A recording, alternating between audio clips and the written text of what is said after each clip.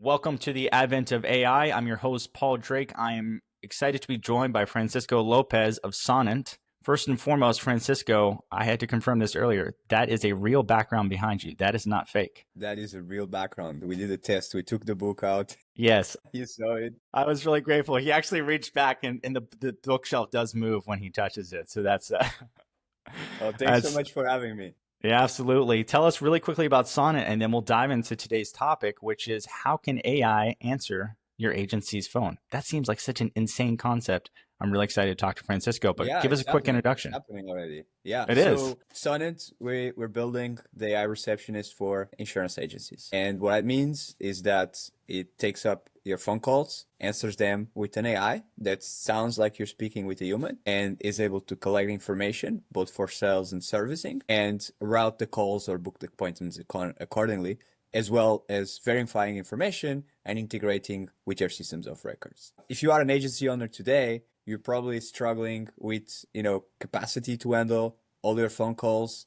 You're struggling with having a consistent and accurate way to handle the phones, and you have your staff spending time with phone calls that don't generate revenue, and obviously that affects the profitability and the capabilities for your business to grow. And as you know as well, there's the hard market in insurance right now, and recruiting and retaining talent is really hard. If you want to hire a good receptionist, they probably are gonna, want to do other tasks, or most likely they're not as good, and then they will leave, and you'll get stuck with, filling that position over and over again. So with Sonnet, you have an AI that still maintains the personal touch. There. Yeah.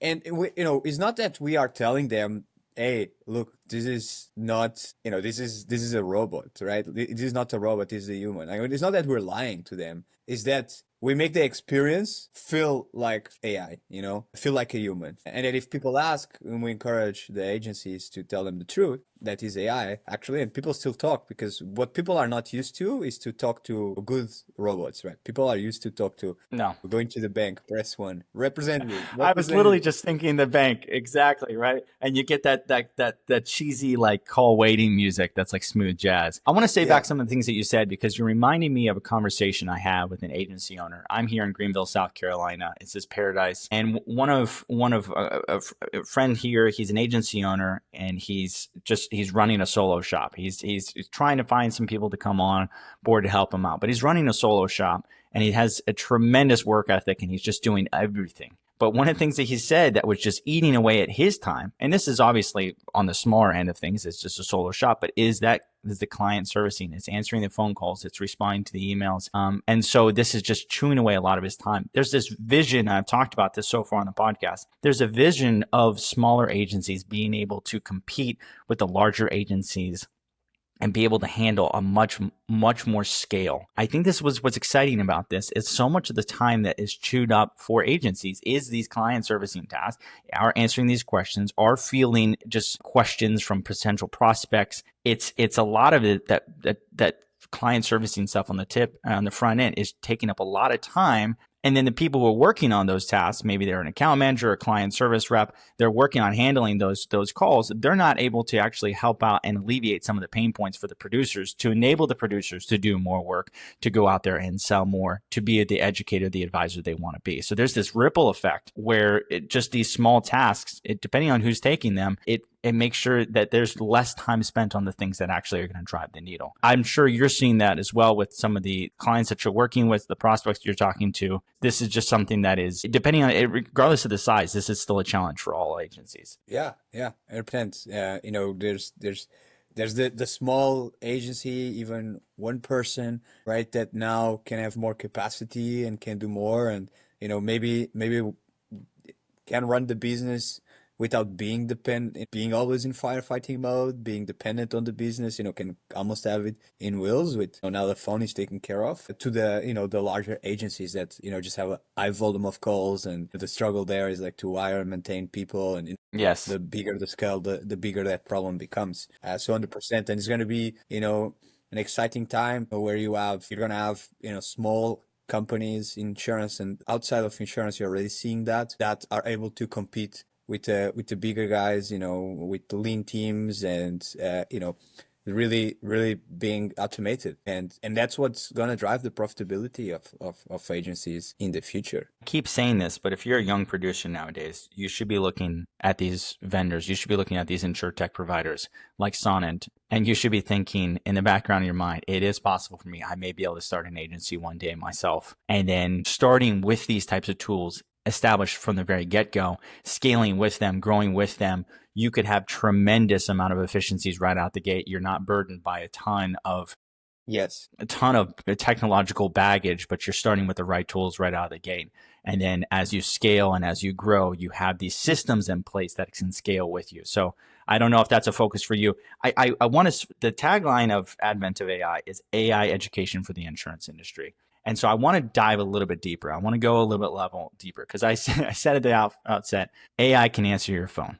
Okay, let's break that down. How is this actually happening? Are you like how is AI able to like how does this work for y'all? Do you connect it to the phone? What if AI? What if my customer has a question about their policy? How is AI able to know the details of the policy? How is it able to actually be effective on the phone call, or is it just going to be routing it to somebody on my team anyway? So it's just plain telephone, Yeah. So literally. one thing very important for us is that we built the guardrails so that the AI is not discussing coverage. So if it's a coverage question, we don't want the AI to touch it. You know, we want that to be done by the agent, right? That's the role of a producer, and that's not going to change. That's when you have the opportunity to build the relationships.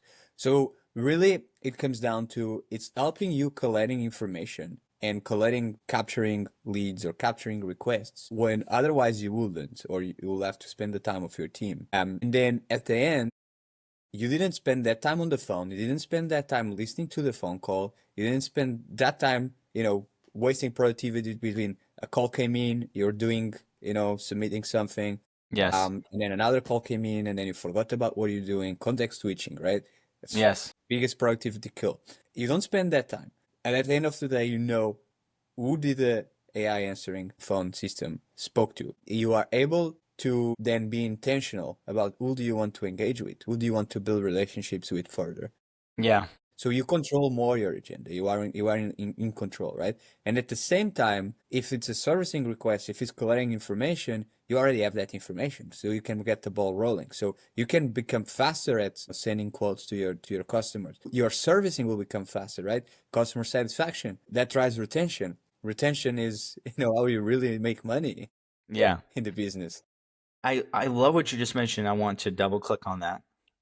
I love what you mentioned about how context switching is a killer productivity. Because what's so beautiful about a concept like this is that instead of me having to be sitting by the phone, and if I'm in the middle of something, I'm a producer, I'm an account manager, I'm a client service rep, and I'm in the middle of something that's a little more of a high leverage task, and then the phone call, and, I hear the phone ring, I got to pick it up, I got to talk to somebody. What you're saying is that AI is able to answer the phone call, to triage the request, to capture the right information so that when I am done with the task that I'm working on and I have allotted specific time to work on client specific tasks, then I can see a list of those things. I have all the information I need so I can work on things in time blocks that I've set aside to be maximally productive. That is such a game changer. I think that concept of time blocking just keeps coming up from anyone who knows anything about productivity.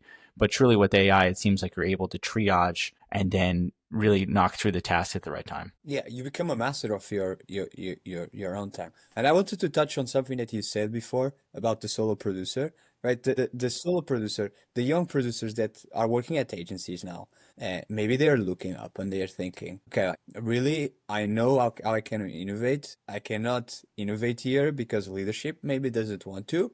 But there's a there's a new world for them.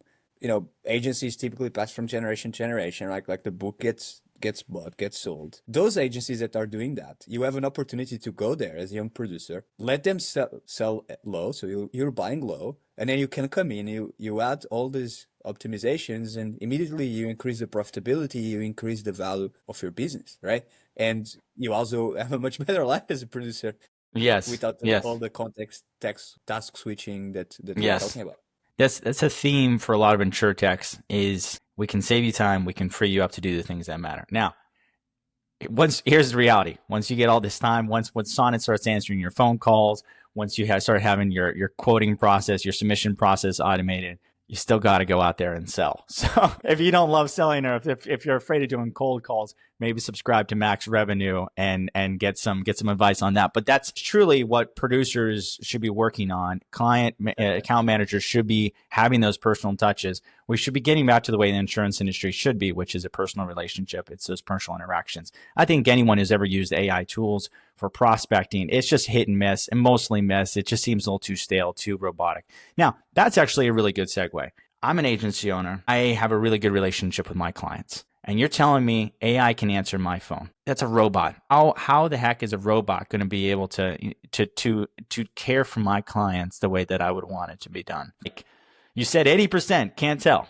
But how good is this really? What are you experiencing with your clients? People are already using this. What kind of experiences are they having? If I'm an agency owner, how you can make me feel better about the fact that a robot is talking to the people that I built a book of business with over the last 30 years? Yeah, I think in that position, you just really gotta ask yourself, do my customers really love talking to me that much that they'll rather wait for me to show up on the phone, or do they care more about getting their problem solved fast? And then Yeah, when they really want to talk to me, I can talk to them.